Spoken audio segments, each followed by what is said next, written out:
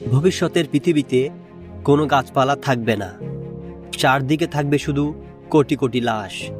সূর্যের তাপমাত্রা যত বাড়বে, পৃথিবীর কার্বন ডাই অক্সাইড তত কমতে শুরু করবে, আর এর সরাসরি প্রভাব পড়বে প্রকৃতির উপর।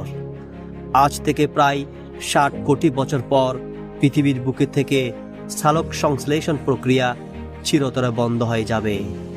এর মানে হলো পৃথিবীর সমস্ত গাছপালা একে একে শুকিয়ে মারা যাবে, বনাঞ্চল হারিয়ে যাবে, আর অক্সিজেন উৎপাদন বন্ধ হয়ে যাবে সম্পূর্ণ।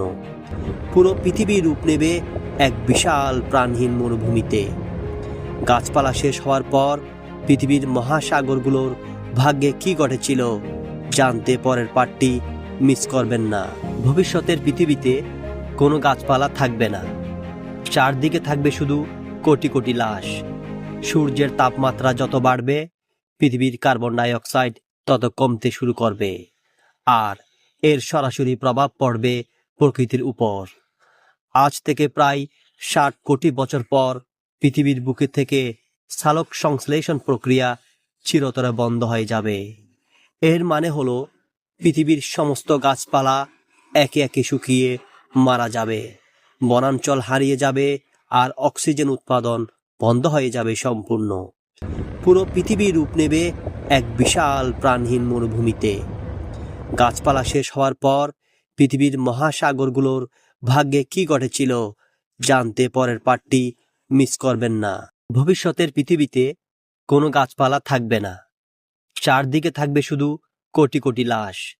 সূর্যের তাপমাত্রা যত বাড়বে, পৃথিবীর কার্বন ডাই অক্সাইড তত কমতে শুরু করবে, আর এর সরাসরি প্রভাব পড়বে প্রকৃতির উপর।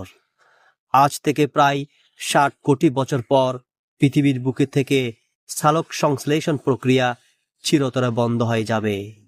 এর মানে হলো পৃথিবীর সমস্ত গাছপালা একে একে শুকিয়ে মারা যাবে, বনাঞ্চল হারিয়ে যাবে, আর অক্সিজেন উৎপাদন বন্ধ হয়ে যাবে সম্পূর্ণ। পুরো পৃথিবী রূপ নেবে এক বিশাল প্রাণহীন মরুভূমিতে।